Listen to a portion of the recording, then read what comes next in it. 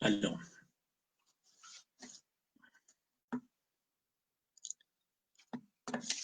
Bueno, buenas noches para todos.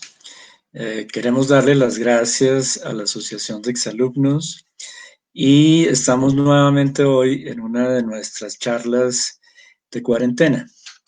Esta vez tenemos el gran honor de contar con Mauricio Santamaría, exalumno del año 83, doctor en Economía de la Universidad de Georgetown, exdirector del Departamento Nacional de Planeación, exministro de Salud y Protección Social, exdirector adjunto de FEDesarrollo y profesor de la Universidad de los Andes.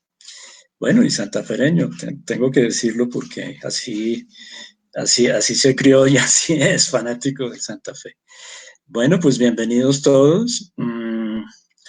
Las preguntas para Mauricio, los que estén participando en este momento, las pueden hacer al final.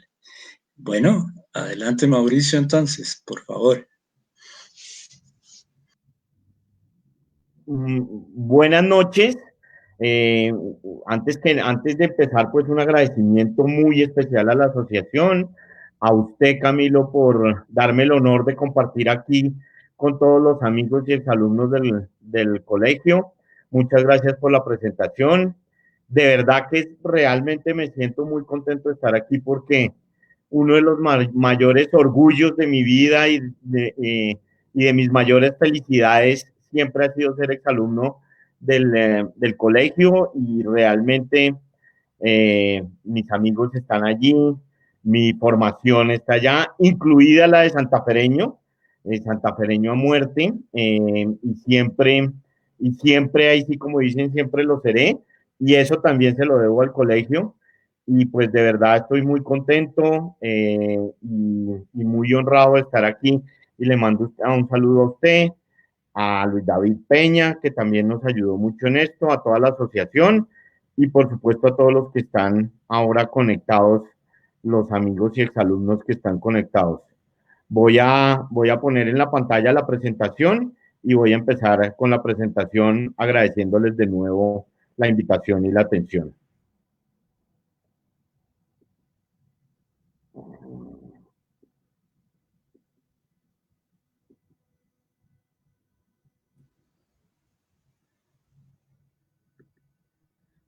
¿Ya se ve la presentación?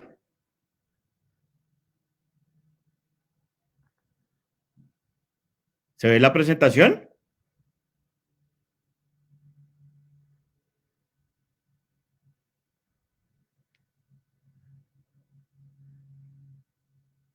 No sé si me están oyendo, si están viendo. ¿Cómo hago?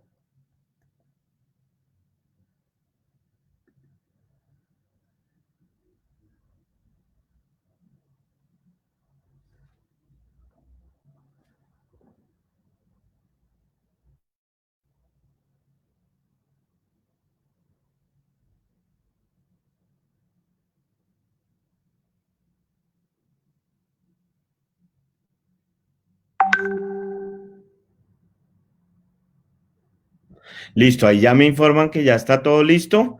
Entonces voy a empezar con la presentación.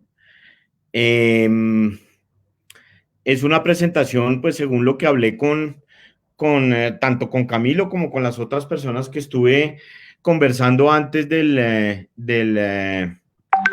evento, em, pues hay un interés grande por saber cómo va la economía, cómo se ha afectado con el tema del virus, y por saber las proyecciones que nosotros tenemos y pues básicamente eso es lo que traigo aquí. Tres temas grandes que como ustedes verán pues tienen muchos subtemas y ahí vamos a ir profundizando en todos ellos. Primero voy a hablar de qué es lo que han mostrado los principales indicadores líderes, que pues como ustedes bien saben se llaman líderes porque salen antes de lo que sale el PIB. El PIB siempre es un poco demorado en mostrar resultados, entonces hay indicadores que van un poquito más adelante y esos los vamos a ir mirando como los indicadores de construcción, de empleo, de industria. de comercio y los indicadores de confianza.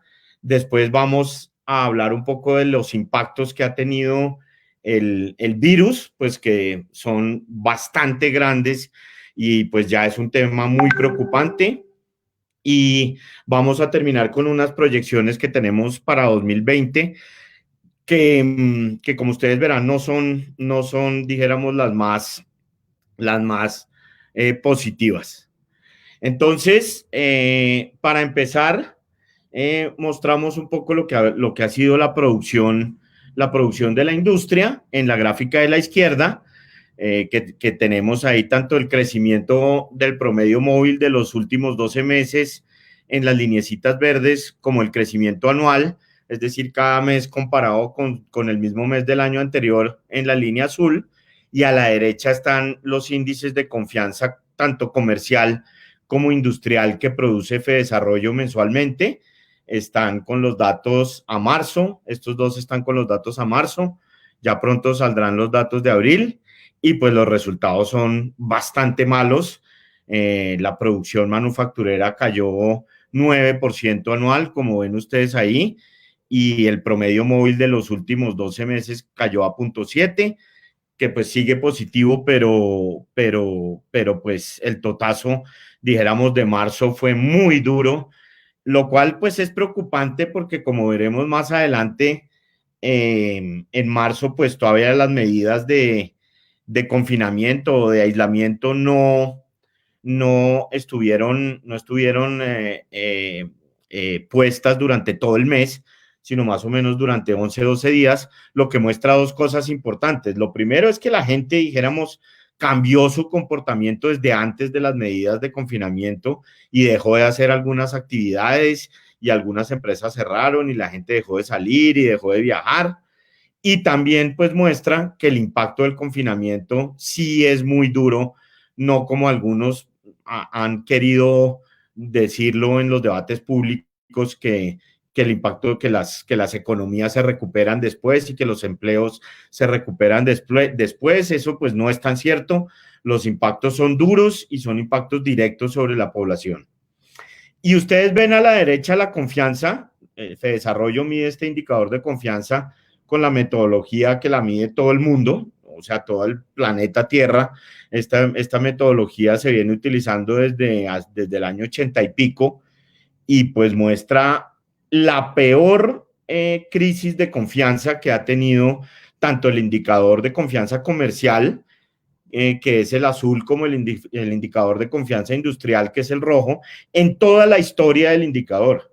Este indicador es una resta de los que dicen que ven las cosas bien, menos los que dicen que ven las cosas mal, más otras variables como los inventarios que tienen las empresas o en el sector comercial, y se hace un balance que por supuesto cuando es negativo, lo que quiere decir es que hay más gente en el lado pesimista que en el lado optimista, y ustedes ven que el indicador de confianza comercial venía muy bien, venía en niveles altos, casi de 40, y se redujo a 31 negativo. Y el industrial, que ha venido alrededor de cero más o menos por mucho tiempo, y que se había recuperado en los últimos meses, cayó a menos 40, que como les digo es muy preocupante porque este indicador de confianza siempre ha estado muy correlacionado con los resultados de la industria. Entonces esto nos hace pensar pues que vienen meses, no solo marzo, sino otros meses que no serán tan buenos. La demanda de energía, que es un indicador muy, muy correlacionado con el Producto Interno Bruto, con el PIB. Aquí tenemos la demanda total en la línea roja de la gráfica de la izquierda, y la demanda regulada, que es la de los hogares, que es más o menos un poquito menos del 70% del total de la demanda de energía, y la demanda no regulada, que es la de las industrias grandes, la que no entra en los precios regulados, que es la azul. Y ustedes ven pues que la caída en la demanda no regulada en marzo fue sustancial, o sea, grandísima, parecida a la que hubo en el 2017 pero más rápida, porque dijéramos la del 2017 empezó a raíz de la caída de los precios del petróleo, que fue en el 2014, y empezó a caer y caer y caer, y tuvo su pico bajo en el 2017. Y a la derecha está la variación de la demanda. Esta es una gráfica importante porque está la variación de la energía comparada con las semanas, dijéramos que eran buenas o normales, y ustedes ven ahí que en el peor momento de la cuarentena, a la pura derecha, la demanda llegó a estar cercana a una caída del menos 12%, y ya eso va en el menos 7.1 con corte a 24 de mayo, que es la lineecita roja, que es esta semana, pues, que es mucho peor que todas las lineecitas rojas que ustedes ven ahí, que es la misma semana en años anteriores, el mismo mes en años anteriores, pero pues no es tan mala como el 12% que llegamos a ver en el peor momento, y dijéramos, eso es una señal de que la reactivación que ha habido en las últimas 2 semanas de la construcción y de la industria sí ha tenido un impacto sobre la demanda de energía, que nos permite ver que de pronto mayo no va a ser un mes tan malo como lo va a ser abril y como lo fue marzo. El comercio, que es el otro indicador líder importantísimo, además pues que el comercio es un porcentaje muy alto del empleo y del PIB. El comercio produce un porcentaje superior al 25% del empleo y alrededor del 15% del PIB, es decir, es un sector muy, muy, muy grande.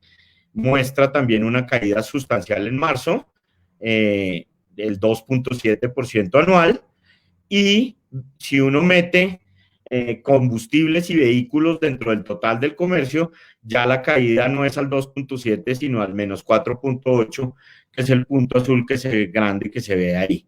Entonces, también el comercio sintió el golpe duro, no tan duro como la industria, pero lo sintió, y la confianza comercial, como ustedes ven, perdón, la confianza del consumidor, como ustedes ven a la derecha, que está muy relacionada con el consumo, que ha venido mal durante bastante tiempo. Fíjense que ha estado en terreno negativo desde prácticamente todo el tiempo, desde el 2016. Es decir, hay más hogares y consumidores que piensan que la cosa es más pesimista que optimista. Cayó mucho de nuevo en marzo a un nivel de menos 24, casi menos 24, que no es tan malo como el pico del 2017, pero pues ya está cercano. Y eso pues también, dijéramos, es una noticia bastante regular, en el sentido de que presagia, dijéramos, unas caídas importantes del consumo privado, sobre todo durante el mes de abril y mayo, y el consumo privado es el 65% de la demanda, es decir, del PIB total, y eso pues es una noticia bastante mala. En cuanto a dijéramos, lo que nos ha afectado el virus en términos de salud, estas gráficas solo las ponemos ahí para ver cómo va la cosa. Pues dijéramos, la gráfica de arriba de la izquierda muestra todos los países que están listados ahí, que son Brasil, Italia, China, Francia, etcétera, desde el día que tuvieron el caso 100, para que no se vea una cantidad de lineecitas ahí al principio, que no se entiende nada, desde el día que llegaron al caso 100, cómo se han comportado de ahí en adelante. Hay una línea arriba, que es lo que pasaría si los casos se doblaran cada 2 días, y una línea punteadita abajo, que es lo que pasaría si los casos se duplicaran cada semana.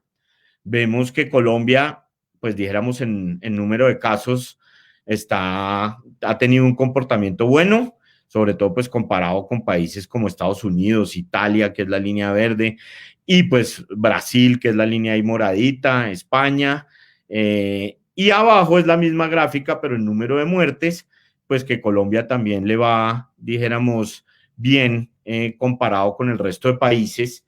Y si uno pues mira estos números en proporción a la población, pues dijéramos, Colombia también tiene un comportamiento mejor que que no está aquí en la gráfica porque no la puse para no poner tantas gráficas, pero tiene un comportamiento mejor que que el de algunos países latinoamericanos y por supuesto que el de todos los países europeos, incluidos los chiquitos.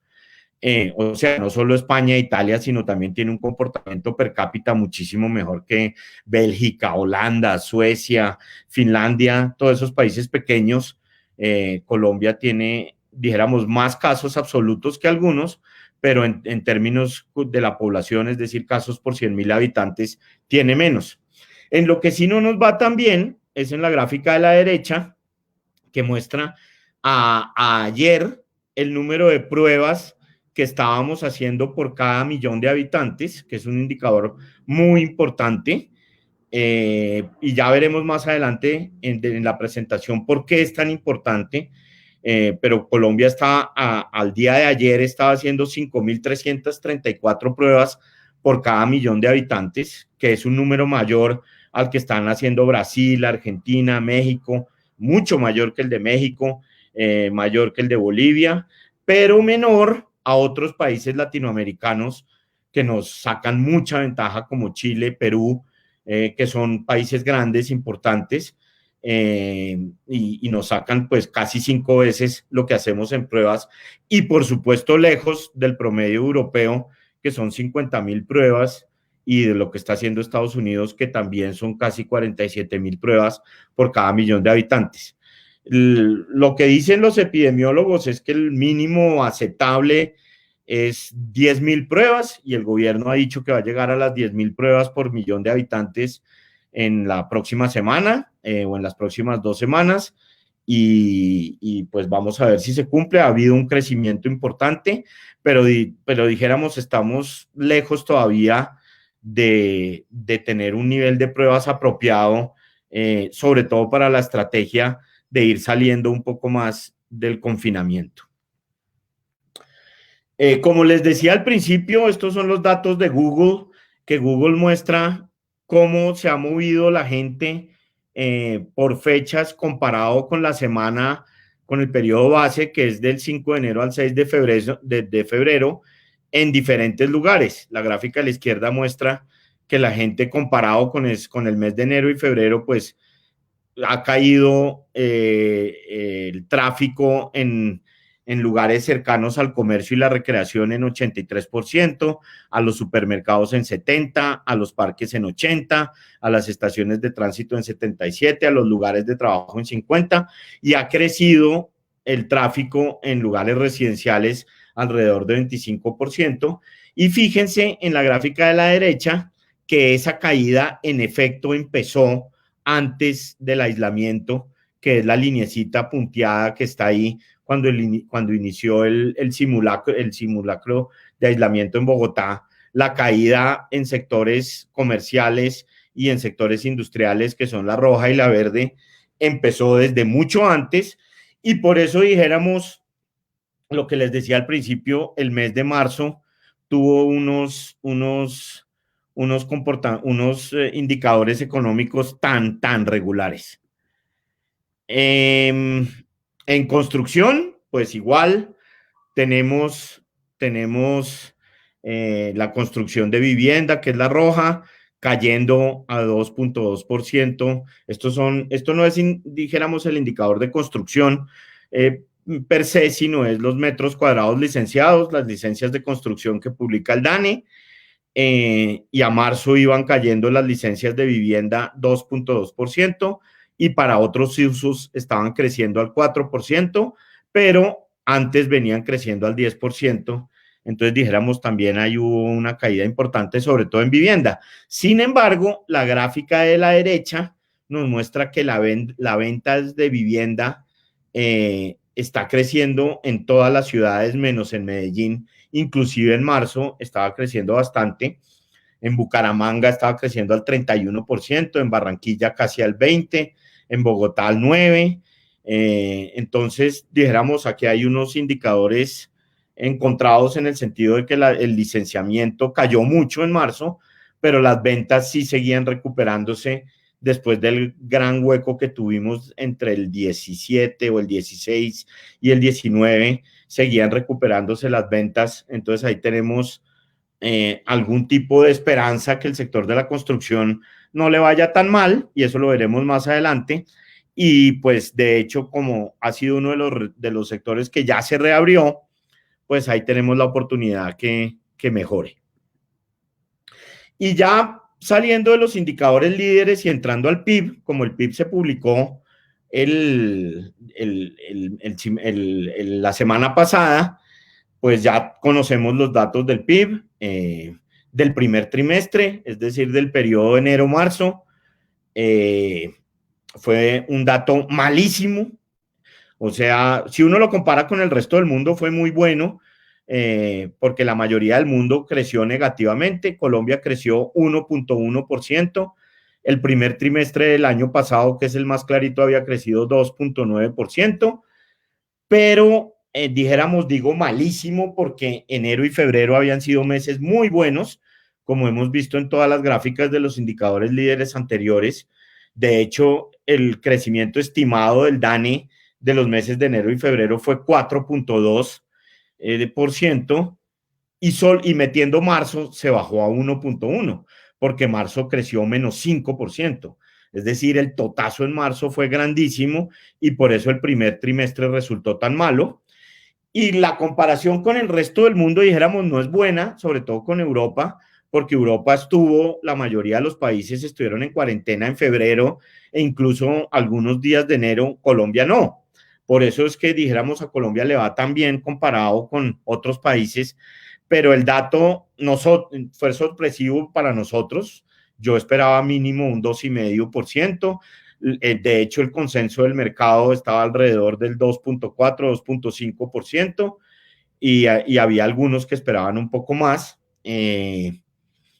Y pues fue un dato bastante decepcionante, y además que lo más importante es que nos quitó un colchón para el resto del año, que hubiera sido bueno tener el primer trimestre con un crecimiento importante, pero pues 1.1 fue muy pobre, y sobre todo teniendo la posibilidad de que hubiera podido ser 4 y pico si hubiera continuado la tendencia que habíamos observado en enero y febrero.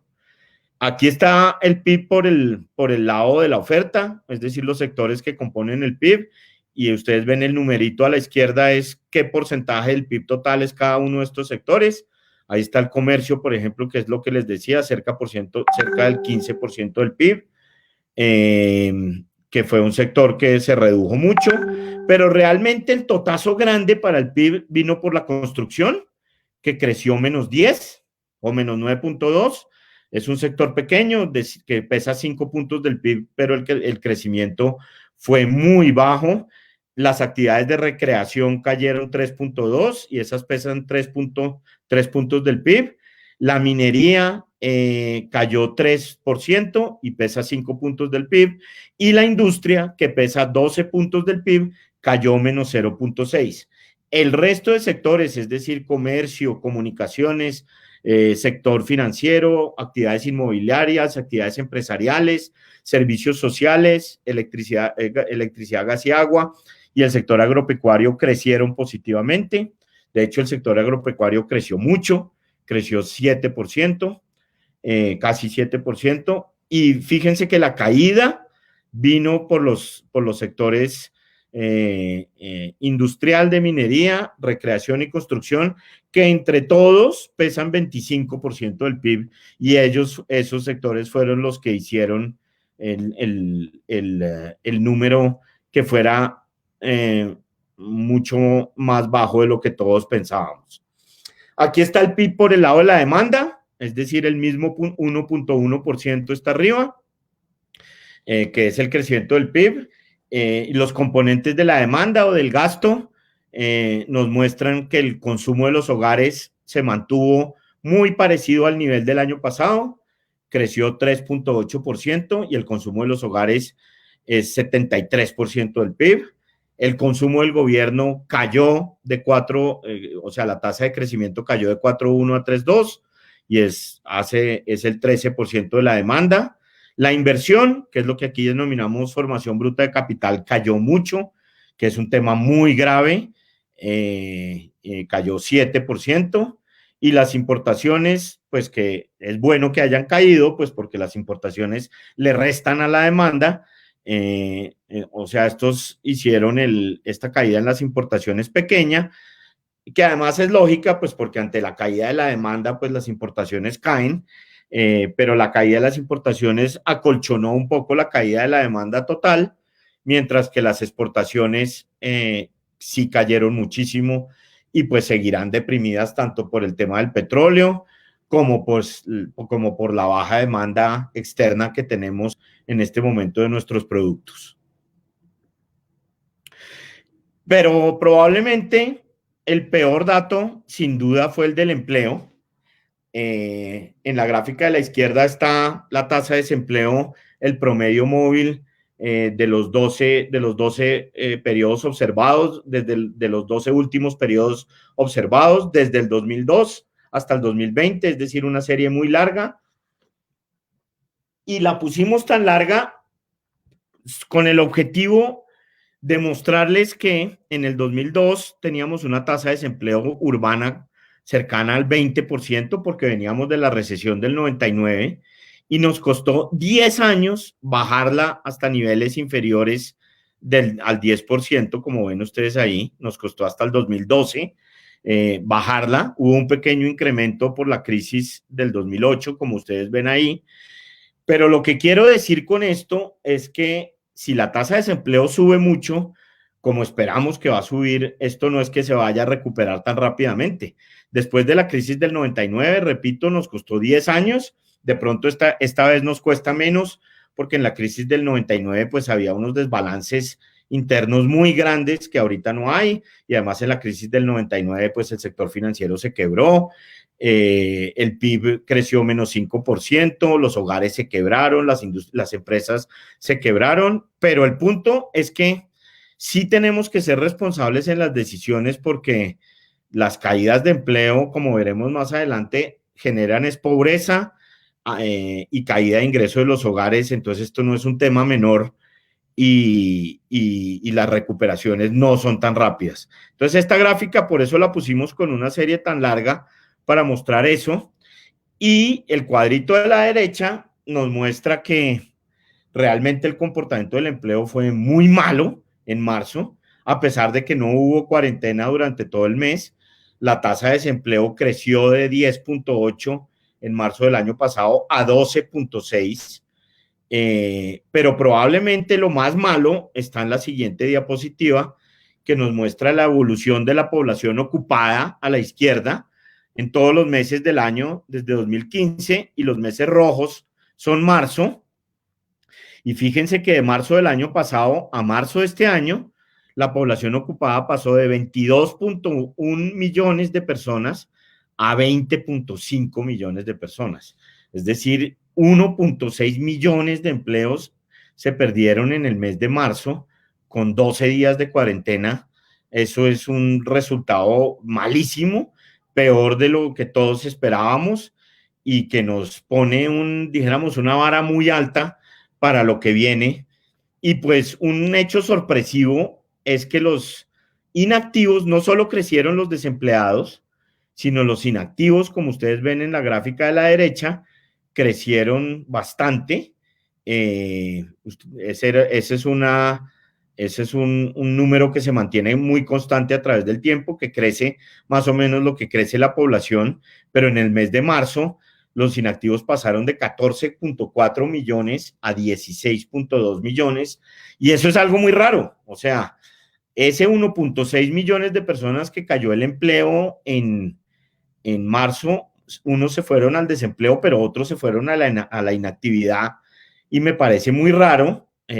Como les digo, eso nunca había pasado, y si no se hubieran ido a la inactividad, la tasa de desempleo hubiera sido 17% y no 12.6 como fue. Entonces, realmente es un tema importante, pero pues dijéramos, el hecho de que los empleados hayan caído en 1.6 millones de personas con 15 días o 12 días de cuarentena, es muy, muy preocupante.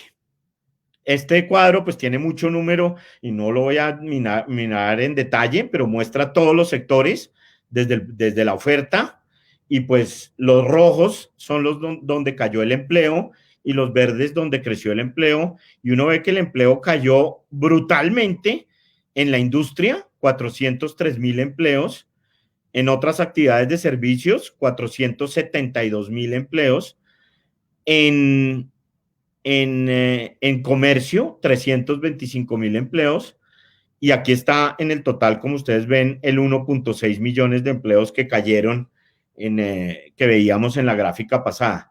Y de hecho, los únicos sectores que mostraron un crecimiento del empleo fueron los servicios públicos, que creció 80,000 empleos, y otros que vemos ahí que realmente no alcanzaron a compensar las grandes caídas que vimos en los sectores que ya les he mencionado. Y por supuesto, pues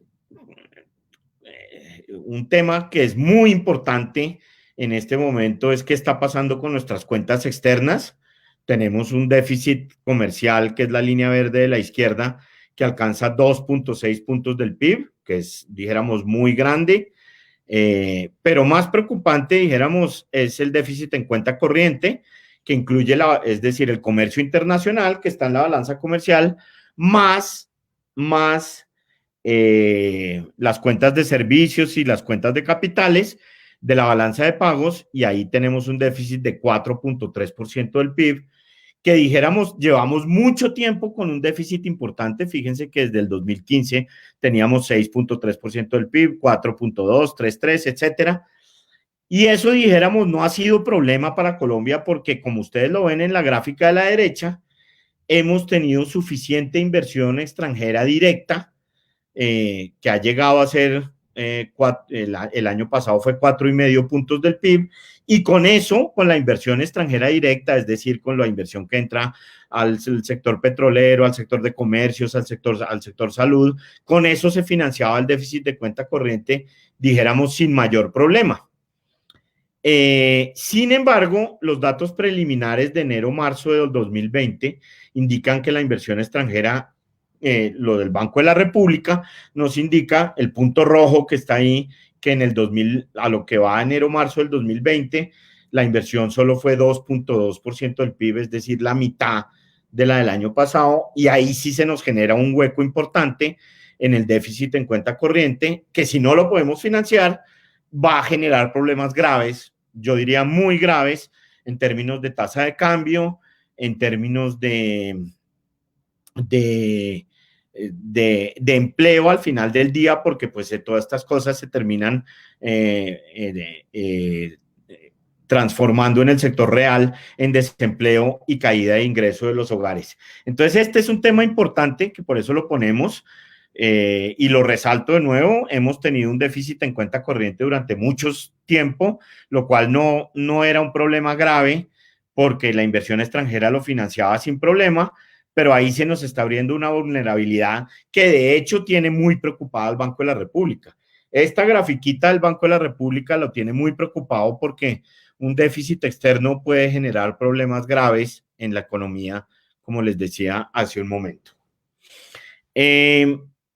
Ahora nosotros aquí hemos visto algunos de los impactos que ha tenido, pero nosotros en ANIF hemos hecho unas estimaciones de los impactos que puede tener o que ha tenido esta crisis y el confinamiento a lo que nos ha llevado, no solo en términos de PIB y en términos de los indicadores líderes, sino en términos de los ingresos de las personas. Y esta gráfica resume el ejercicio que hicimos con la gran encuesta integrada Hogares del DANE, en donde hicimos el cálculo de la plata que están perdiendo los hogares, y hicimos un cálculo benevolente porque hubiéramos podido ser un poco más negativos en los supuestos que hicimos de pérdida de empleo, pero aún siendo un poco benevolente, lo que nos ha mostrado los cálculos que hemos hecho es que a mayo, es decir, este domingo termina mayo, los hogares colombianos han perdido cerca de 12.5 billones de pesos en puro ingreso laboral. Los colores que ustedes ven ahí, el color rojo son los empleados que han ido perdiendo su empleo primero que todo, que son los informales, los que tienen negocios pequeños, los que vendían en la calle. Esos perdieron 1.2 billones en marzo, 5.8 billones en abril, en marzo solo con una semana. Después entran los anaranjados, que los anaranjados son los empleados por cuenta propia que tienen ya negocios más establecidos, y los asalariados informales. Y si la cosa continúa, entrarían los azules, que ya son empleados de empresas medianas e incluso algunas grandes, empleados formales de empresas que simplemente no dan más. Y si eso se da, pues llegaríamos a un acumulado a final de junio de 27 billones de pesos de pérdida de ingreso de los hogares. Y pues para que ustedes tengan una cuenta de lo que eso vale o de lo que eso representa, pues todos los salarios que ganan los colombianos al mes son 29 billones de pesos. Eso es lo que vale, o lo que valía la nómina antes de la crisis. Si usted le quita más o menos los 6 o 7 billones de pesos que son el sector público, lo que valen los salarios de los colombianos, incluidos los vendedores ambulantes, incluidos los trabajadores por cuenta propia, son 22 billones de pesos mensuales. Eso es lo que ganamos los colombianos todos los meses en salarios. Y aquí estamos hablando de una pérdida ya a hoy de 12.5 billones, que eso pues se representa en hambre, en no poder satisfacer las necesidades de las personas. Y por eso, dijéramos, es tan importante en una crisis de este estilo, que dijéramos no surgió por un tema económico, no surgió por un desbalance como sí fue la del 99, que surgió por desbalances internos y externos importantes, sino esta crisis surge por un tema de salud, pero termina volviéndose una crisis económica, y por eso lo más importante es de alguna manera reponer ese ingreso y asegurarse que el desempleo no siga creciendo, que de alguna manera es lo que el gobierno ha tratado de hacer. Pero dijéramos la prioridad, porque pues no hay manera de que el gobierno pueda reponer el ingreso de todas las personas que pierden el empleo, ni pueda subsidiar la nómina durante 2 o 3 meses. Eso simplemente es imposible, y ahorita lo veremos más adelante. Por eso lo más importante es ir retornando a la vida productiva, como dicen ahora, así sea de manera gradual, así sea con los protocolos. Es importante que se vaya abriendo, porque si no, pues todos nos vamos a quedar sin empleo y todos vamos a terminar en una situación bastante comprometida, y el país ahí sí le van a costar 10, 15 años recuperarse de una crisis de ese tamaño. Si esos números se cumplen, fíjense que la pobreza aumentaría del 27% actual, que es la pobreza en Colombia, al 41, 42%, o sea, 15 puntos de pobreza que nos costaron 20 años.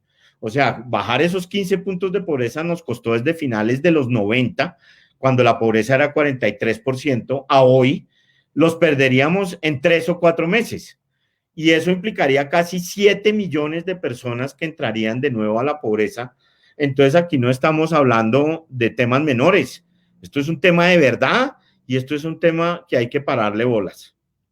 Y como les decía, el gobierno, dijéramos desde el punto de vista conceptual, ha entendido que viene el hecho de que la prioridad es darle un poco de liquidez a la economía, es decir, a los hogares, a las empresas, meterles un poco de plata para que la gente no se muera de hambre en los hogares, y para que las empresas puedan cumplir con sus obligaciones de nómina, de arriendos, de servicios, etcétera. Pero dijéramos, la respuesta sin duda se ha quedado corta, porque aquí están los 12.5 billones de pesos que han perdido los hogares. El gobierno en la devolución del IVA metió 0.4, y en el resto de giros, más la devolución del IVA que empezó en estos días, va a meter 1.8 billones, y más adelante veremos las otras cosas que ha metido.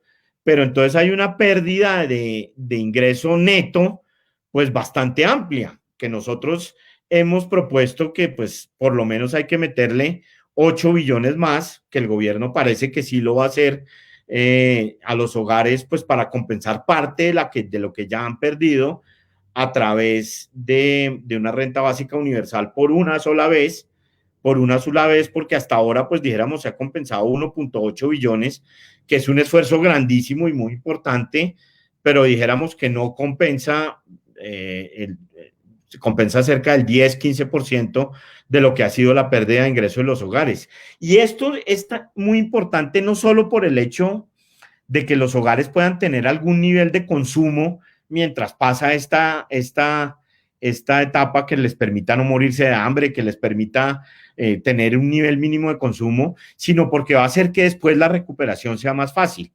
Es decir, si las empresas se quiebran, si los hogares se quiebran, como pasó en el 99, la recuperación se demora 10 años o 12 años, como pasó después de la crisis del 99, mientras que si se logra de alguna manera colchonar eso, estos meses tendríamos una recuperación un poco más rápida. Aquí está lo que, dijéramos, lo que el gobierno ha implementado o ha dicho que va a implementar, porque pues no todo se ha convertido, dijéramos, en realidad. Los 1.8 billones aquí verdecitos que veíamos en la gráfica anterior, el gobierno dijo que va a meter 2.4 billones más de apoyo social a los hogares. Eso suma 4.2 billones, que son los que están acá. La nómina para las empresas, el pago de nómina para las empresas, 6.6 billones, de los cuales pues hasta ahora están empezando a entrar, y el programa de protección a los trabajadores independientes que se ha propuesto desde varios sectores del sector, desde varias partes del sector privado, incluido nosotros, y el gobierno pues ya ha dicho que lo va a coger, serían 15.7 billones de pesos en total, que es más o menos 1.4 del PIB, 1.4 del PIB, pero para que ustedes de nuevo tengan una idea en la cabeza de lo que son estas cifras, pues una reforma tributaria nunca alcanza a recaudar ni siquiera un punto del PIB. O sea, las reformas tributarias, la última recaudó medio punto del PIB, 7 billones de pesos, un poquito menos. O sea, aquí estamos hablando de temas de verdad grandes. O sea, estos 15.7 billones de pesos, pues son básicamente 3 reformas tributarias ahí de una, que dijéramos el gobierno está tratando de meter de alguna manera en el sector, de meterle liquidez a la economía. Y cuando digo a la economía, digo a todos, a los hogares, a las empresas y a todas los que requieran algún tipo de liquidez. Y dijéramos, si uno mira las fuentes y usos de lo que el gobierno ha planteado, pues esta gráfica lo muestra muy bien. El gobierno, el comité de la regla fiscal le aprobó al gobierno un déficit de 6.1% del PIB, es decir, un déficit para este año de cerca de 65 billones de pesos, cuando el que estaba aprobado por el marco fiscal de mediano plazo, que es la parte gris de abajo, era 2.2% del PIB. Entonces, lo que viene por encima de eso, que son 3.9 puntos del PIB, o sea, 40 y pico billones de pesos, es lo que el gobierno tiene que conseguir adicional.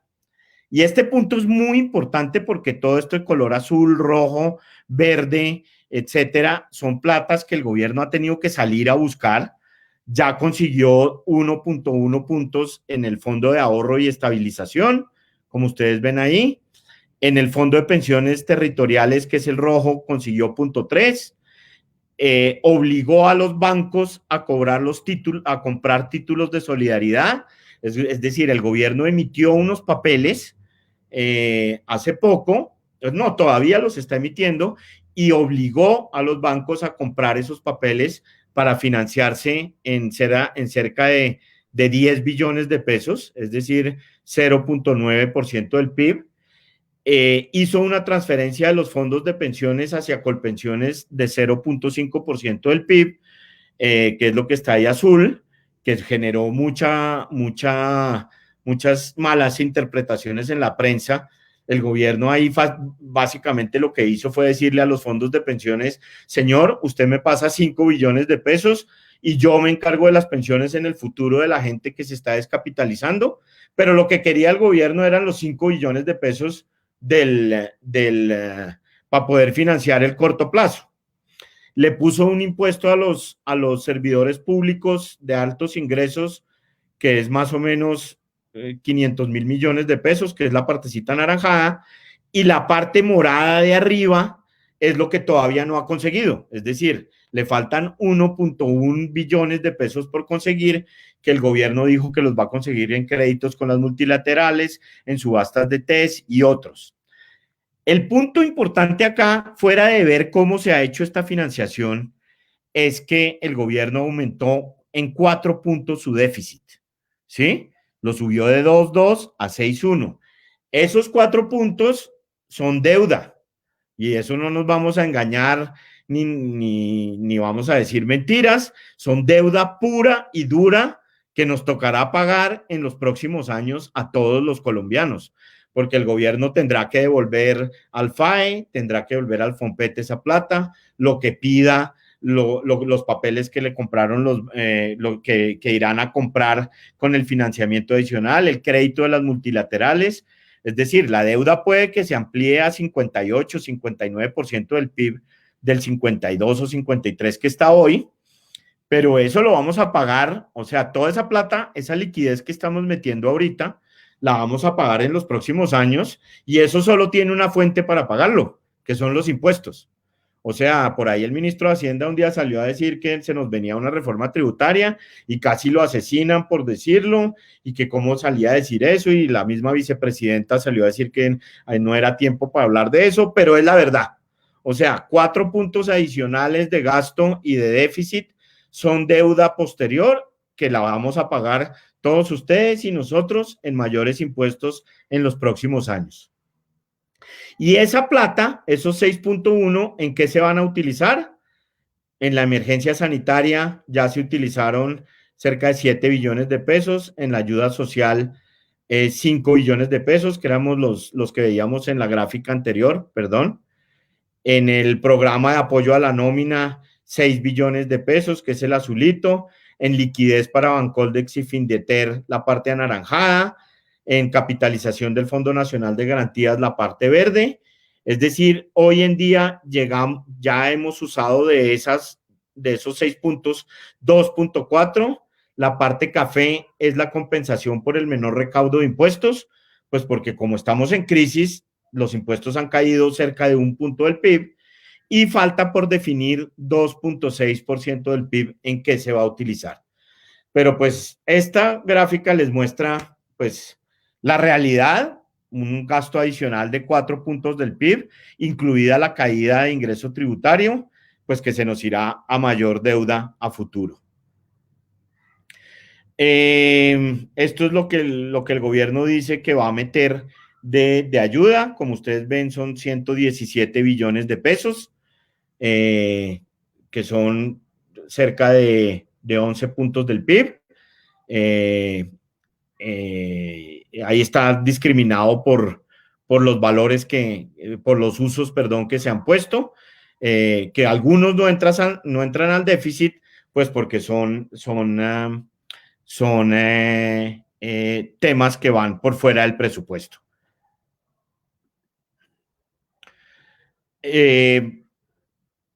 Ahora, adicionalmente, ha habido mucha discusión de las platas de los bancos y no sé qué. Recordemos que la plata que tienen los bancos es la plata de los colombianos, es decir, y son sujetos a una regulación muy fuerte.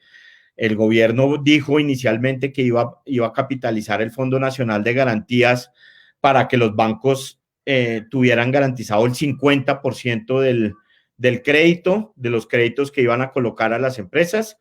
Todos los analistas en ese momento dijimos que 50% de garantía no iba a funcionar. porque pues los bancos no van a poner plata a un riesgo tan grande con el 50% de la garantía. En efecto, no funcionaron, entonces se subió la garantía al 90%. Hace, yo no sé, 2 o 3 semanas, el gobierno subió la garantía al 90%. Hoy el gobierno dijo que estaba pensando para algunos casos subirla al 95%, pero la subió hace 2 o 3 semanas para el 90%, al 90%, y desde que se subió ya se han colocado desembolsos ordinarios por 4.6 billones de pesos y se han reservado garantías por 8.5 billones de pesos, de los cuales 6.2 han sido para créditos de pago de nómina, 1.8 para capital de trabajo y 500.000 millones de pesos para trabajadores independientes. Aquí están las medidas del Banco de la República, no voy a entrar en detalle en eso, solo les digo una cosa, el Banco de la República está preocupadísimo por el tema de la liquidez y por el tema del déficit en cuenta corriente que veíamos en una gráfica anterior, y realmente está muy preocupado con razón, y por eso el Banco de la República, todas las medidas que ha tomado, aparte del gobierno, es para meterle liquidez a la economía. Entonces ha puesto mecanismos de cobertura cambiaria de 1.000 millones de dólares, ha comprado títulos privados, le rebajó los encajes al banco, pero a los bancos, perdón, pero al rebajarle los encajes a los bancos, el gobierno, esa plata que liberaron los bancos, obligó a los bancos a que la usaran en la compra de los títulos de solidaridad que veíamos en la diapositiva anterior, los 10 billones de pesos que emitió el gobierno en papeles, los títulos de solidaridad. Entonces, el banco ha tomado muchas medidas de pura liquidez y seguramente tomará más, que han sido apropiadas sin duda, pero también un poco pequeñas, es decir, los bancos centrales del resto del mundo han hecho lo mismo, pero dijéramos en porcentajes mayores de su Producto Interno Bruto. Y como ustedes saben, una de las medidas más importantes que tomó el Banco de la República fue la reducción de la tasa de interés de cerca de 100 puntos básicos, llevándola a 3.25, perdón, de 50 puntos básicos, llevándola a 3.25. La ETF ha ido cayendo un poco con la tasa de repo del Banco de la República, pero dijéramos en esto, yo también soy muy sincero, obviamente es muy bueno que el banco baje la tasa de interés, pero en este momento, dijéramos, no es la medida más efectiva que en la que uno pueda pensar, porque pues en este momento ayuda, no quiero decir que no, pero lo que necesita la economía es liquidez, o sea, los hogares necesitan es plata, las empresas necesitan plata para pagar sus compromisos, porque es que si las empresas no pagan sus compromisos empiezan a romperse las cadenas, y cuando se rompen las cadenas, ahí es cuando la recuperación se vuelve muy difícil, es decir, cuando el tipo del restaurante no le paga el arriendo al dueño del local y no le paga y deja de comprar la comida, o cuando el dueño del colegio privado no puede pagar el transporte porque ya no tienen niños que vayan al colegio. Esas cadenas cuando se empiezan a romper, eso es lo que hace la recuperación muy difícil después. Por eso es que es tan importante que la duración de esto no sea tan larga, y afortunadamente, pues, dijéramos, el gobierno nacional y algunos gobiernos locales que han sido bastante tercos en ese sentido, pues parece que lo están empezando a comprender, que realmente hay que ir abriendo rápidamente. Además de eso, pues tuvimos la crisis del precio del petróleo, que es muy importante para Colombia, no solo por la cuenta corriente, no solo por el déficit comercial y la cuenta corriente, aquí está la evolución de los precios del petróleo, sino porque los ingresos fiscales del año siguiente dependen mucho del precio del petróleo. Es decir, en este caso, los ingresos fiscales del 2021 se van a ver afectados severamente, es decir, la recuperación no va a ser tan importante, y eso pues va a aumentar el problema que les decía en la gráfica anterior del aumento en la deuda. ¿Por qué el año entrante? Pues porque Ecopetrol le reparte dividendos al gobierno en el 2021 del 2020. Muy seguramente los dividendos del año entrante serán muy bajitos o incluso cero. Y las empresas petroleras, incluido Ecopetrol, pagan sus impuestos de renta en el 2021, los del 2020, y seguramente también van a ser muy bajitos. Para que ustedes lo tengan en la cabeza, en el momento que tuvimos el mejor año petrolero, que fue el 2012-13, los ingresos petroleros llegaron a significar casi 4 puntos del PIB, es decir, lo mismo que se recauda por IVA, o que en ese momento Colombia recaudaba por IVA, lo recaudó por petróleo. Este año son más o menos 1.2% del PIB, que es una buena plata, y el año entrante muy seguramente serán cero, alrededor de cero, y eso pues nos abrirá más un poco el hueco fiscal. Y pues por supuesto, como siempre pasa en la economía, pues la tasa de cambio refleja muy bien lo que ha pasado en el país. La tasa de cambio refleja muy bien que el país empeoró su posición fiscal, su posición externa, y por eso pues hemos tenido una devaluación tan grande. Llegamos a tener tasas de cambio superiores a los 4.100 pesos, cosa pues que nunca pensamos que se podría dar. De hecho, el promedio de este año está en 3.688 pesos, y eso pues dijéramos no es sorpresivo dado el deterioro que ha tenido el país, que ha sido pues importante. Y como vamos a tener un problema fiscal el año entrante por lo del petróleo y por el menor recaudo tributario por la crisis, pues fíjense, el gobierno, la línea anaranjada en la gráfica izquierda, el gobierno pensaba que el año entrante iba a tener 13.6% del PIB de ingresos tributarios. Nosotros pensamos que va a tener alrededor de 12.8%, y eso, por eso es que el déficit en la gráfica de la derecha se va a aumentar a cerca de 6% del PIB, que de hecho es lo que aprobó el Comité de la Regla Fiscal, le aprobó al gobierno de déficit cuando se suponía que iba a ser 2.2. El gobierno suponía que este año iba a tener 2.2, iba a tener cerca de 6, como vemos ahí. El punto de 5.8 es lo que nosotros más o menos proyectamos que va a ser, que resultó pues muy cercano a lo que le aprobó el Comité Consultivo de la Regla Fiscal al gobierno. Nosotros por eso, ya voy a terminar, nosotros por eso desde el principio hemos propuesto un plan de 4 etapas que pueden ser simultáneas. No me voy a detener mucho en esto, pero pues desde el principio nosotros hemos dicho que pues mantener un aislamiento de 3, 4, 5 meses es simplemente impensable. Algunos mandatarios llegaron a decir que íbamos a estar encerrados y que apagar la economía hasta que apareciera una vacuna, lo cual pues es absolutamente imposible, porque pues no hay plata que alcance para reemplazar la economía. Es decir, ningún gobierno, ni el de Colombia, ni ninguna parte del mundo puede reemplazar a la economía. El PIB colombiano son 100 billones de pesos mensuales.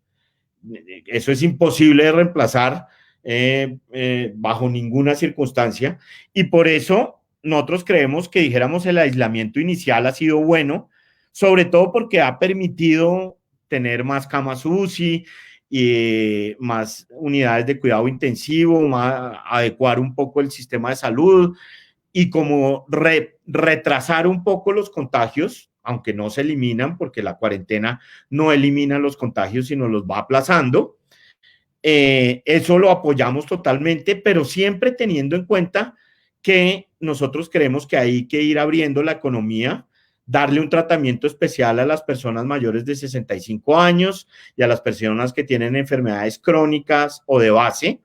Con esos tener, dijéramos, una política un poco más restrictiva, pero ir abriendo paulatinamente la economía con la priorización de algunos sectores, como ya de hecho lo ha hecho el gobierno, pero también hay que ir abriendo los sectores que no son de bajo riesgo, como el transporte, los servicios, los restaurantes, con los protocolos que se requieran.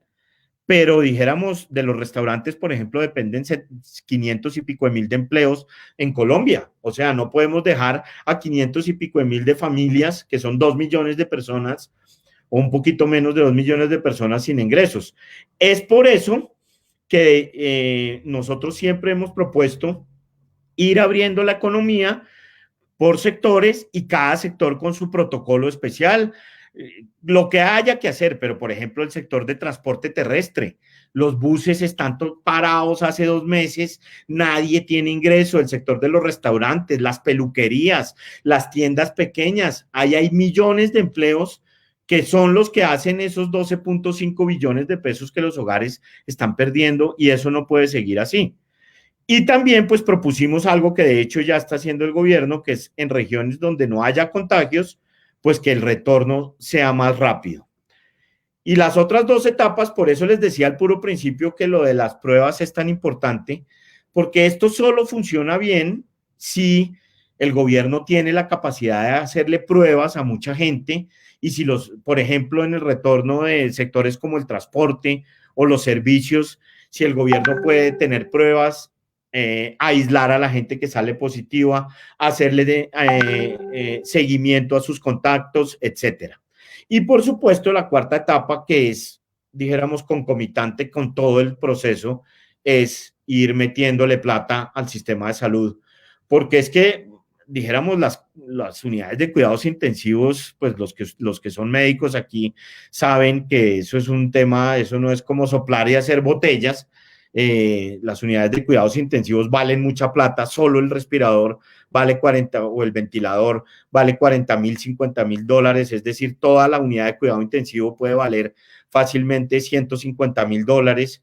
Entonces, si uno está pensando en poner 1.000 unidades de cuidados intensivos, pues ya está hablando de demasiada plata. Entonces, eso no es tan fácil y además justo en el momento donde todos los países del mundo están demandando más respiradores, más ventiladores y además de todo hay una restricción de personal porque cada unidad de cuidado intensivo requiere a su intensivista, requiere al especialista de respiratorio, requiere la enfermera, requiere un personal que no es infinito. Y eso es otra razón para no mantener la cuarentena infinitamente. O sea, usted no puede decir yo voy a mantener la cuarentena 5 o 6 meses porque pues también hay un límite a lo que usted puede hacer con el sistema de salud. Y ya termino simplemente con nuestra proyección del PIB. Eh, Dijéramos, empiezo por decir, con las noticias positivas, ya les he dado todas las negativas. Las positivas es que la cartera del sistema financiero está creciendo bastante. Eso es una buena señal de que el consumo no se ha ido al piso y eso nos puede ayudar. Como les decía al principio, si uno compara la demanda de energía con la semana antes de que empezara la cuarentena del 1 al 7 de marzo, el peor momento, la demanda de energía cayó casi 20%, hoy en día está cayendo solo 11%. Eso nos muestra que ir abriendo la economía sí ha tenido un impacto importante. Y eso, fíjense que esta gráfica de la derecha nos muestra que la demanda de energía sí tiene una correlación muy importante con el PIB. Aquí está una aproximación del PIB, que es la línea azul, que es el famoso ICE que publica el DANE, que es un índice de seguimiento económico que publica el DANE, y la demanda de energía sí está muy correlacionada con el ICE. Entonces, el hecho de que la demanda de energía esté dejando de caer tanto nos abre una buena posibilidad. Y eso nos lleva a que nosotros creemos que la economía va a caer 2.4%, que es el escenario azul, este año, que es nuestro escenario base, y eso va a llevar al desempleo a cerca de 18%. Si nos va mal, estaríamos creciendo casi lo mismo del 99, menos 4,5%, con una tasa de desempleo del 22%, y si nos va bien, la caída solo sería de 1% del PIB y el desempleo del 16%, pero todo esto depende fundamentalmente de que logremos abrir la economía. Es decir, si abrimos la economía dentro de 2 meses o si la abrimos ahorita y en agosto nos vuelven a encerrar, los escenarios se vuelven mucho más dramáticos y sobre todo lo que a mí más me preocupa es, es, es que la recuperación se demora muchísimo más. Aquí esto es lo mismo. la oferta y la demanda del PIB, aquí está el menos 2.4. Y con eso pues termino. Muchísimas gracias. Qué pena que me demoré un poquito más y muchísimas gracias por su atención.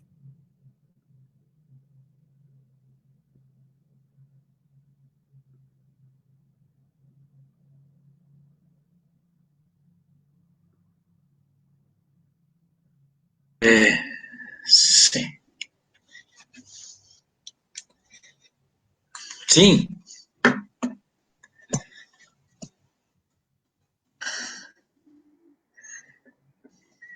¿Qué hacemos, Camilo? Bien, hombre. Bueno, gran Mauricio, como te digo cariñosamente, muchísimas gracias. Nos has dado una, como diría un hermano mío, una paliza buenísima, buenísima.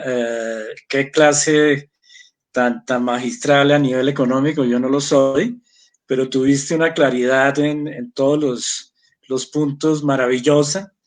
Eh, mm, Te felicito por tu trabajo y por todo tu conocimiento. Es muy importante para nosotros los gimnasianos tenerte y quererte como te queremos los amigos. Bueno, ahora viene algo de preguntas, pero bueno, tú sabes que jugamos antes a poder entrar y salir de este medio, no fue tan fácil. Aquí me están Sí, comentando internamente que las preguntas se hacen por una casillita que dice Leave Comments. sí, ahí la tienes. Entonces, Ahí la estoy viendo. sí, sí. Pero no Entonces, veo pues, preguntas. claro, pero no sé si puedas entrar, no sé qué preguntas tenga nuestro público, no lo vemos, es un público un poco fantasma, pero bueno, pues pienso que ya nos dirá Luisa y Milena si hay preguntas sobre tu charla. ¿Mm? Sí, exactamente, exactamente. Por ahí veo Sí. una pregunta que dice, ¿y entonces qué vamos a hacer? La voy a contestar esa, pues yo diría que lo que hay que hacer es ir abriendo, repito eso, no me cansaré de repetirlo, es decir, con toda la responsabilidad que se requiera, si no vamos abriendo, vamos a entrar en un tema difícil, mucho más difícil de lo que ya es, y creo que la clave, pues como ahora está más o menos en la disciplina de todos, ¿no? Porque si abrimos y nos vuelven a encerrar en un mes, ahí sí sería un escenario muy malo, muy malo. Ahí tienes otras preguntas, don Mauro. Pero no, es la única que veo, pues las otras son saludos que yo aprovecho y saludo a todo el mundo. Ahí veo que me saluda mi compañero de curso, el gran Sergio Hernán Soto Murillo. Le mando un abrazo grande. También veo a mi hermano. Le mando un abrazo también a mi hermano, al doctor Vaquero. Sí. Eh, Bueno, estoy viendo aquí varias preguntas, Mauricio.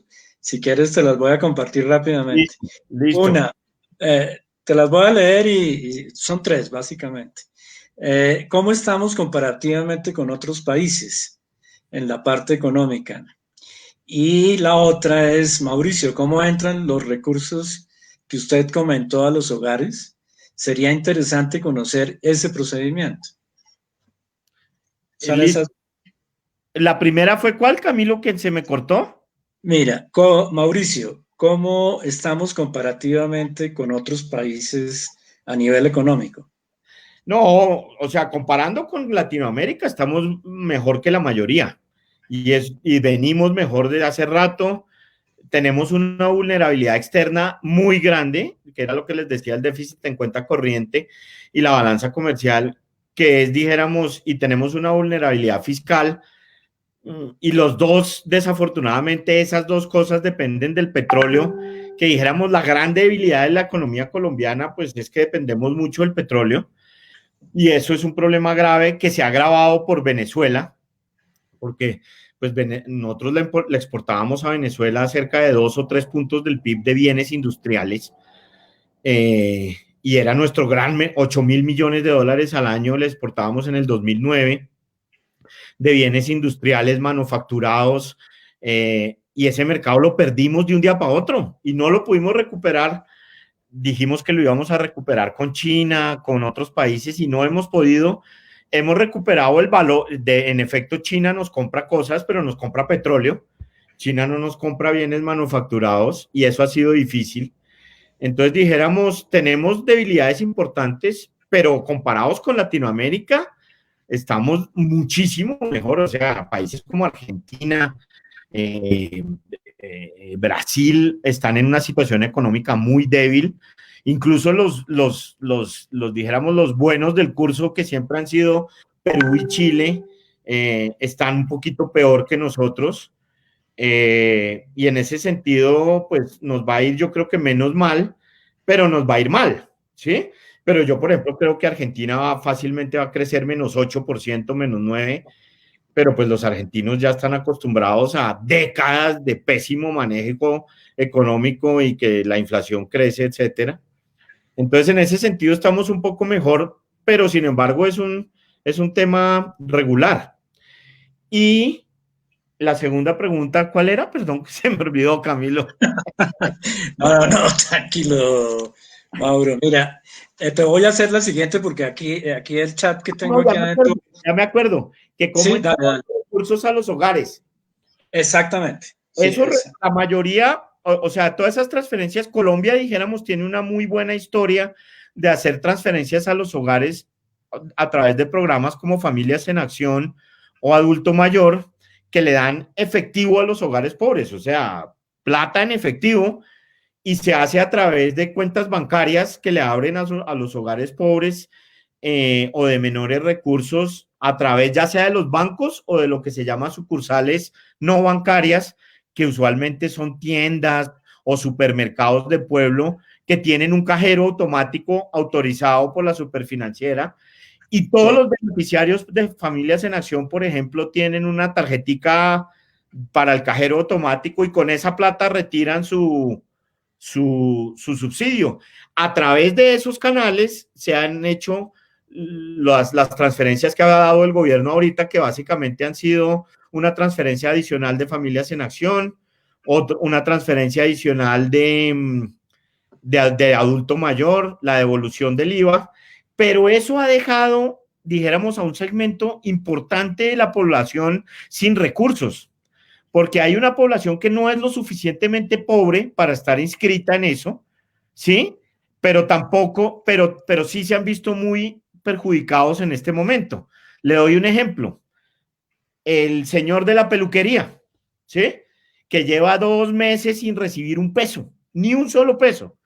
Esa persona ya gastó sus ahorros, ya no puede pagar la nómina, pero no es pobre y no está en las bases de datos de los pobres que tiene el gobierno, ¿sí? En las bases de datos del CISBEN. No se le puede hacer la transferencia. Y si ese señor, como pasa en el 90% de los casos, no paga impuestos, tampoco está en las bases de datos de la DIAN. Si no declara renta, no está en la DIAN. Entonces simplemente es invisible. Y no hay manera de que el gobierno le haga llegar la plata. No hay manera. Entonces ese ha sido, dijéramos, una muralla importante para darle recursos a personas que los necesitan, pero que no los han recibido ahorita. Ya, muchas gracias, Mauricio. Mira, y aquí me han disparado preguntas en cantidades. Si tú picas el leave comments arriba, vas a ver todas las preguntas. No sé, pues me da pena contigo abusar de tu tiempo, pero hay una serie, hay como 6 o 5 o 7 preguntas debajo de las dos que vimos hace un momento. Yo prefiero que tú, si te parece bien, las escojas y respondas de alguna otra manera las que tú quieras o las que consideres más importantes. Bueno, hay una pregunta que ¿por qué países más responsables como Perú y Chile, que como yo les decía hace un ratico, siempre se han considerado los buenos del curso? Pues Colombia también es de los buenos del curso, porque Colombia nunca ha hecho default de su deuda ni nada parecido. Perú fue de los muy malos del curso en los 80s y 90s, pero hace 20 y pico años se volvió de los buenos. Y me preguntan que por qué han adoptado medidas más agresivas, precisamente por eso, porque no tienen la vulnerabilidad fiscal que tiene Colombia. Ellos han ahorrado, Colombia lo único que ha ahorrado, a mí hay veces me llama mucho la atención que hay mucha gente que habla pestes del petróleo y que el petróleo, y sí, yo entiendo que la humanidad se debe mover hacia formas de producción más limpias y todo eso lo entiendo perfectamente, pero fíjense que la financiación que estamos teniendo ahorita para la crisis, la plata que el gobierno le está dando a los hogares pobres, viene del Fondo de Ahorro y Estabilización que se nutre de los ingresos petroleros y del carbón. O sea, si no hubiéramos tenido el ahorro que hicimos entre el 2012 y el 2020, que nos ha permitido ahorrar 20 billones de pesos de las regalías de ahorro y carbón, no hubiéramos podido financiar eso y nos hubiera tocado adquirir mayor deuda en Nueva York o en los mercados internacionales o donde fuera, ¿sí? Y eso, dijéramos, los chilenos lo han hecho mucho mejor. Los chilenos llevan años ahorrando, años, y entonces tienen plata para meterle a la economía. ¿Y por qué ahorran? Porque pagan más impuestos, ¿sí? Colombia es un país que recauda muy poquitos impuestos y los poquitos que pagamos los paga poquita gente y por eso los que pagamos tanto. Pero como porcentaje del PIB, Colombia recauda 13 puntos del PIB en impuestos cuando Chile recauda 20, ¿sí? Y los países desarrollados, ni hablar, los países desarrollados recaudan 25, 28 puntos del PIB. Nosotros recaudamos 13. Entonces, y gastamos, eso sí, todo el mundo quiere la mejor salud, la mejor educación, las mejores carreteras y gaste y gaste y gaste, pero sin pagar impuestos. Yo pagar impuestos, pero ¿por qué me toca pagar impuestos? ¿Sí? No, y eso es así. Entonces, dijéramos, Chile y Perú han ahorrado mucho en los últimos años y le metieron 10 puntos del PIB a la crisis. Nosotros le hemos podido meter, si bien nos va 4 puntos del PIB, 5 puntos del PIB, que es una barbaridad, o sea, es mucha plata.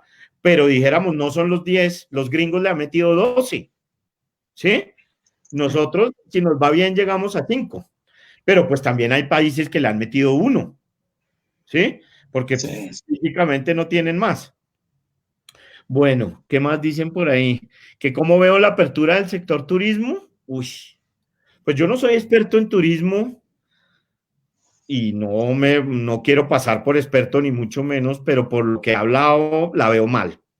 Y eso pues me parece tremendo, pues porque Colombia estaba teniendo un boom del turismo impresionante, estaban llegando 6 millones de viajeros al año a Colombia y todo eso se cortó y es el que más veo difícil que entre porque todas las cadenas del sector turismo están interrumpidas, o sea, el transporte aéreo está interrumpido, quién sabe cuándo se vuelva a abrir, el transporte terrestre también, los hoteles también, los restaurantes, porque la gente, pues, si va a un viaje, pues también quiere ir a un restaurante, los restaurantes también, y sobre todo, de pronto lo que más pesa no es solo eso, sino el hecho de que la gente no quiere salir. Y va a ser difícil que la gente empiece a viajar como estaba viajando antes en un buen tiempo. Entonces, desafortunadamente, yo veo que el sector turismo va a tener ahí su periodo regular, lo cual me parece, pues, terrible. ¿Se tiene una proyección de la cartera vencida? Sí, hasta ahora, afortunadamente, la cartera vencida está muy bien. Está inferior al 4,5% y pues las proyecciones más malas que hay dicen que puede llegar a 7%, que son las de la superfinanciera, las de los bancos son incluso un poquito mejores. Acordémonos que en la crisis del 99 la cartera vencida llegó a 24%, ¿no? Que por eso es que hubo crisis, entre otras cosas. Aquí pues eso por ahora no se está viendo. Aquí me preguntan qué medidas más arriesgadas puedas dar el sector financiero. Sí, yo estoy de acuerdo que el sector financiero tiene que, o sea, tratar de meterse la mano al bolsillo, como decimos, de la manera más agresiva que se pueda, pero siempre pensando que la plata es de la gente. O sea, lo que presta el sector financiero son los ahorros nuestros, ¿sí? Entonces, pues, si esos ahorros se pierden, pues el que pierde es el país, porque es más plata prestada. Entonces, dijéramos, lo de las garantías ha sido un buen paso. El Banco de la República le rebajó los encajes al sector financiero y eso fue bueno, pero ahí mismo el gobierno entró y dijo, listo, lo que usted le rebajaron de encaje me lo da a mí, ¿sí? Y lo obligó a comprar unos papeles al sector financiero y ahí pues el sector financiero ya le metió 10 billones de pesos a la cosa. Eh, pero sí, o sea, el sector financiero, dijéramos, tiene que poner su grano en el sentido de meterle más, por ejemplo, a aplazar deudas, siempre con cuidado, ¿no? Porque entrar uno en temas de cartera vencida y que ya se empiecen a prender alarmas en el sector financiero, pues ahí sí ya entraríamos en otro tipo de crisis que se vuelve mucho más complicado. Más me dicen por acá, en momentos normales imprimir billetes es ridículo. Uy, se me perdió. Sí, Se me perdió eso. ¿Dónde estaba? la última. Ah, sí, porque genera inflación.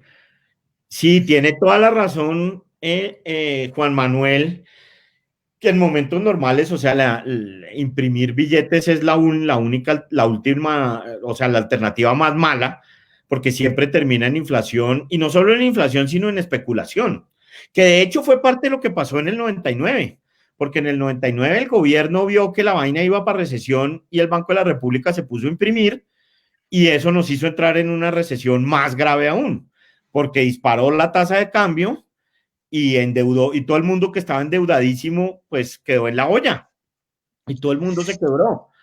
Pero en este momento, si llegamos a entrar a una situación mucho más mala, sí, o sea, la impresión de billetes es mala cuando la demanda de dinero no existe, que eso es lo que hace que se vuelva especulación y eso es lo que se hace que se vuelva inflación.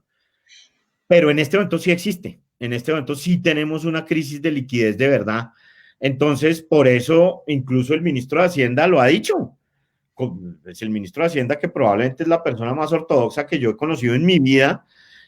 El otro día dijo, pues si nos toca recurrir al Fondo Monetario, recurrimos. Y si nos toca ir al banco a pedir plata, pues van al Banco de la República, vamos. Y en este momento está bien, porque pues no es el momento de ortodoxias, pero pues siempre teniendo en cuenta que eso lo vamos a pagar en el futuro, ¿no? O sea, todo eso a la hora de la verdad se termina convirtiendo en deuda. Preguntan que además de la renta básica, ¿qué estrategia sería buena para aliviar la pobreza? Pues yo realmente creo que la mejor estrategia es combinar darle plata a los hogares pobres, pero a todos. O sea, en eso el gobierno sí tiene que hacer un mayor esfuerzo para llegarle a todos, porque es a llegarle a los pobres, a los vulnerables, a los de clase media que han perdido mucho ahora y que van a entrar a la pobreza con una renta básica universal. Yo creo que eso es lo que hay que hacer ahora, que vale mucha plata, pues vale 8 billones de pesos, casi un punto del PIB, pero pues estamos en el momento que hay que hacerlo y abrir la economía. O sea, si no se abre la economía, aunque sea paulatinamente, o sea, no hay nada, o sea, podemos ir a la luna y traer lingotes de oro para dárselos a todo el mundo y no vamos a salir de eso. O sea, mientras dura el periodo de cuarentena, hay que meterle liquidez a los hogares y financiar las empresas pequeñas y medianas y hasta las grandes para que puedan pagar su nómina, ¿sí? Y creo que en eso le va a tocar hacer un esfuerzo más grande el gobierno del que ha hecho hasta ahora. Pero aparte de eso, o sea, eso el gobierno no lo puede hacer en junio y después en julio y después en agosto, eso no lo puede hacer.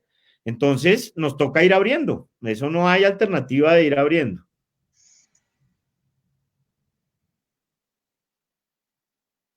Listo.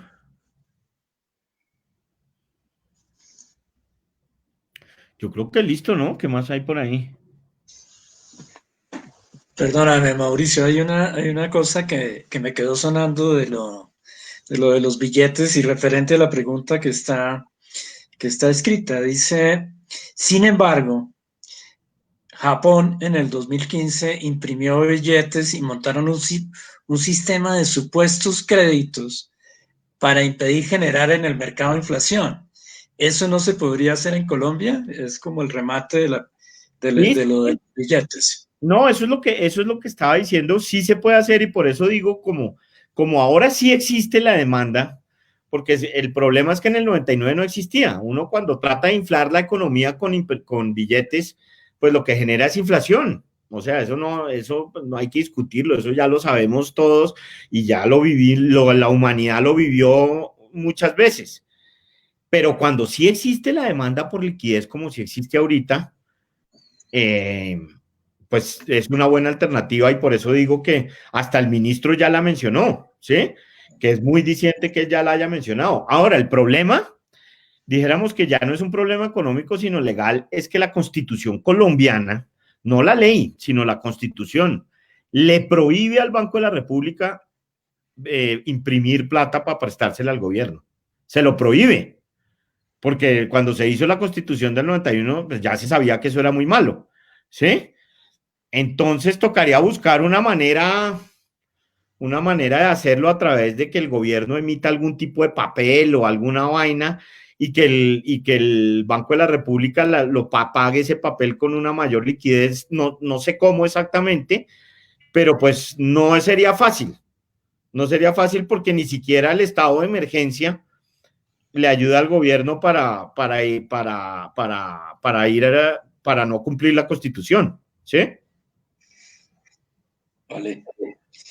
Bueno, Mauricio, no sé si haya más preguntas, pero la verdad, pues estamos muy contentos de haberte tenido con nosotros y bueno, esperamos vernos en una próxima ocasión, en mejores y más queridas circunstancias. Pues De sí, todas formas, recibe un saludo especial de todos los que te queremos y especialmente de la Asociación de Exalumnos, del rector del colegio y de cada uno de nosotros por este tiempo que nos has dedicado. no, muchas Muchísimas gracias a gracias. ustedes.